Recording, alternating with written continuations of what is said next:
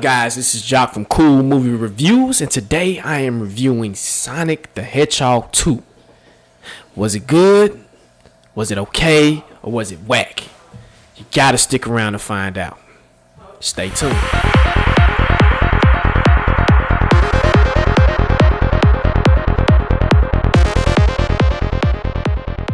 Alright, guys, I'm back. And like I said, today we're going to talk about, Sonic 2. And how I do my reviews, I usually get into what I like, what I didn't like, and my overall score. And how I score my movies or shows or just anything that I review. Because I just don't review movies. I just don't review TV shows. I review a lot, okay? So how I review score mine is I do it off a scale of, was it good? It's a must go. You have to see it. You have to listen to it. You have to, okay? 2, it was okay. You can kind of wait. You can wait till it streams. You can wait till you don't have to stick around because I do review music as well. You don't have to stick around. Wait till it get on iTunes day one. You can kind of pick and choose when you want to listen to it. Or 3, it's whack, like super whack, like hella whack. Okay, don't listen to it. Don't look at it. Don't even waste your time. Okay.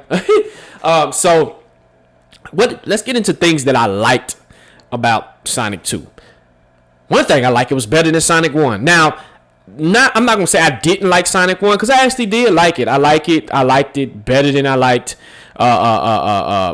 just originally what they were trying to do. Because I don't know if you guys remember when they were originally talking about making Sonic, the original like right out or whatever that they had of him, it was trash. Dude, he looked horrible. Okay, so shout out to them, but. You always have expedition. You always have the origin story. You always have to get to point A to point B, right? And we did that with Sonic 1. So, like I said, one thing I like about it was better than Sonic 1. 2, I like the story, okay? And I don't get into too much of the stories, but today I am. The story plot, I don't know if it was because they had more characters and the characters that we're used to, like Knuckles and Tails, Eggman, and then there's an after credit scene, which is pretty dope. But I think that's actually what helped this movie a lot, was adding extra besides having Dr. Eggman and then Sonic just go at it the whole time. So I like that. And 2, I'm gonna add to the story. I like how this movie started off. It started off where we left off, where Dr. Eggman was sent to another universe, and how the universes work in the Sonic world. They use these rings. So if you ever play Sonic from the 90s, I'm dating myself, but from the 90s. And Sonic would hit these rings. He'll have to collect these rings, and as long as he collects these rings, his count keep going up. So in the movie, he uses these rings as portals. So he throws the rings, and it creates a portal. So Dr. Eggman, at the end of Sonic 1, was sent to a different universe.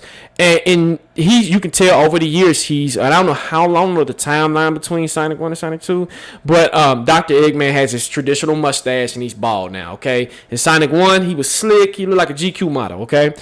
So in this, he's trying to figure out how to get back to Earth. Well, Dr. Eggman is a genius, okay? When I say certified genius, he's a certified genius, okay? So he's going to figure it out. And he did. He figured it out. And he figured out, and somebody conjured up a portal, and guess who walks through the portal? Knuckles, okay?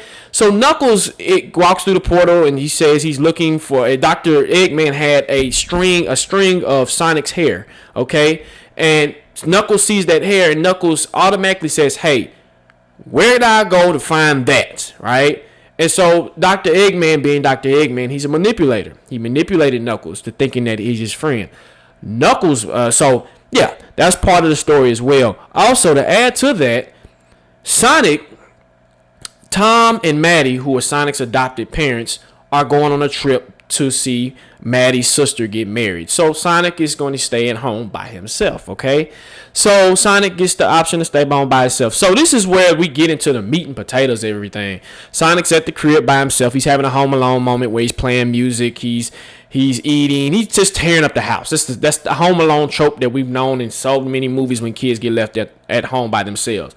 But this is when Knuckles shows up, okay? So it's actually Dr. Eggman ended up finding Sonic, which I don't know. And like I said, I'm going to get into some things I didn't like. I don't know how he found Sonic, but he found him, okay? So, okay, how convenient. So he knocks on the door. Sonic opens the door. Him and Dr. Eggman go at it. Right when he was about to slap up Dr. Eggman, boom, Knuckles comes through. Now everybody knows about Knuckles. He has these big hands, and he's like 2 times bigger than Sonic. So, and he's played by Idris Elba, by the way. So great job, Idris. It was weird casting, but hey, great job. He did a really great job. So I like the introduction of Knuckles and how Knuckles came into play. Let's talk about the introduction of Tails. And like I said, this all goes into the story. Tails just randomly is looking for Sonic. And I'm like, okay, that's cool. And when he has his introduction, I don't know the voice actor of Tails, but he nailed it. He hit the hammer on the nail with that voice actor. Actually, when I was listening to him, it reminded me when I played the game. I said, okay, he sounds just like Tails. And it was amazing to see how smart Tails was, how Tails interacted with Sonic, and they hit it off real quick. So you know how it is. So that's a little bit of the story, and then I'm gonna get into motivations. So motivations for Knuckles. Knuckles is so motivated to get to Sonic because Sonic knows the whereabouts of this green emerald. Now, what this green emerald does is it grants its user, whoever gets it, ultimate power. Okay, so if you're fighting an army, you can defeat that particular army. You can do anything you want to, right? So Knuckles' tribe. He had a whole clan, right, in the Sonic universe or wherever Sonic came from. And Sonic's guardian, so if we backtrack, right? And if you remember from Sonic 1, Sonic was being taken care of by this owl, and they called him Claw. And I think it was Long Claw. And Long Claw was his protector, his guardian, right? And how Sonic ended up at Earth and coming to Earth was because Long Claw was about to fight these creatures. And if you notice, those creatures had masks on, but we never got to see what they looked like. Well, in Sonic 2, they reveal them. It's Knuckles' clan, okay? Now, Knuckles' clan and Long Claws, these owls, have been beefing for centuries, okay? They've had beef. From the flashback that they did, Knuckles, I think maybe great-granddaddy, tried to get the emerald, but he failed. And then the Long Claw clan, which is the owls, ended up splitting up these crystals, and they ended up creating one emerald. So that is Knuckles' whole motivation, is to get to Sonic, have Sonic show him where this emerald is, and then he's going to basically carry on what his ancestors' legacy was by having this ultimate power. So that's Knuckles' premise. Tails is a fanboy of Sonic. He loves him some Sonic. He said he's been watching Sonic. He watches Sonic from his wherever he's from, wherever his village is. Now remember, Tails is very smart, so he has technology where he can see and look at things.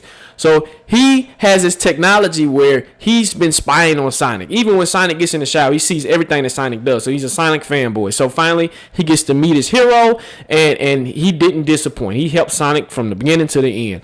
And then let's get to Sonic.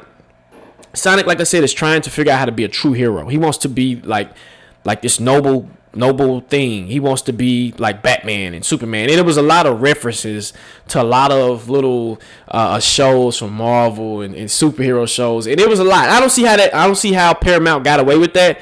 But hey, they did what they did. So great job to Sonic trying to figure his way out through this thing called life and trying to be this true hero. And so another thing that I liked is the scale of things, right? And it was a simple story. Let me say it was simple. And sometimes simplicity is good. And I like how simple it was. You didn't have to get complicated with the story. Sonic gets into a fight with Eggman and Knuckles. And then all of a sudden, Knuckles comes through. And Knuckles and Sonic leads him to the Emerald. Knuckles comes back. Finds out Dr. Eggman tries to cross him. Boom. They become friends and they defeat Dr. Eggman, right? Simple as that. Simple expedition. Simple. Visually, great. You could tell they put good work in visuals. Everything looked crisp. Everything looked smooth. No frame rates were dropping or anything like that. So those are the things I like. The things I didn't like, corny. Okay. Now I know this is a kid's film or whatever, but some they had a sequence in here where Sonic and Tails goes to, I think it was Russia maybe, and they have a they come into, and it's the trope where they come into the cabin and everybody looks at them and they got death and they're trying to kill Sonic and Tails, but they get rid of something to eat, and Tails has this technology where he can translate languages, and he said the wrong thing basically, and he pissed the Russians off. And so you think that they're about to throw Sonic and Tails in the fire, and then all of a sudden Tails says something, and all of a sudden there's this big Russian sitting at the bar, and they have a dance battle. And I said, this is corny, okay? Super corny. I think you could have cut that out. To the human element of it, I'm glad we got more Sonic and less human. But even when we was with the humans, Tom and Maddie, they really didn't have. I mean, they had a cooler sequence, but it was okay. And Shamir Moore is in this actually, which is hilarious. All the human acting besides Jim Carrey was okay to me. It wasn't the best. It was over exaggerated. So I'm glad that they kept it at. But like I said, and then some of the plot, I don't know if they left some things out, but like I said, how Dr. Eggman found Sonic, that's kind of strange. I'm like, you just happened to find him like that. And I know he's the smartest man in the universe, but maybe I'm thinking into it too deep. But you come out the universe, how did you end up finding him? And then his assistant from the first film is really in love with Dr. Eggman, so that's kind of weird. But it was weird. It was weird. But my overall thoughts, and then I'll get to my overall rating. But my overall thoughts about Sonic 2, it was dope. It was, like I said, better than the first one. It is an after credit scene, so if you know anything about Shadow Sonic, he is a creation, like a clone of Sonic, but enhanced and stuff. So he is coming in the Sonic 3. And it was just an overall fun movie. You kids will love it. You'll probably love it if you're a Sonic fan and you grew up in the 90s. You'll definitely love it. And the score was pretty cool too. So shout out to that. So my overall rating of Sonic, you must see it. Go see it. It's right now. It's streaming on Paramount. You ain't even got to go to the movies. It's streaming on Paramount. So if you got Paramount Plus, get some popcorn on a Friday night or Saturday night. You ain't doing nothing. I know it's Memorial Weekend. Check it out. Pretty dope. So this is my review of Sonic the Hedgehog 2. If you ever wanted to reach me, you can reach me via email. It's at coolmoviereviews@gmail.com. So anything you want to send there. Also, like, share, subscribe. Man, I want to at least get to 20 subscribers by the end of the summer. That's my goal. I know it's a small goal, but hey, let's make it a big goal. Get the video out there, man. Share the content. Let's go. So, like I say all the time, hey, thank you for watching the video, and I'm out. Peace.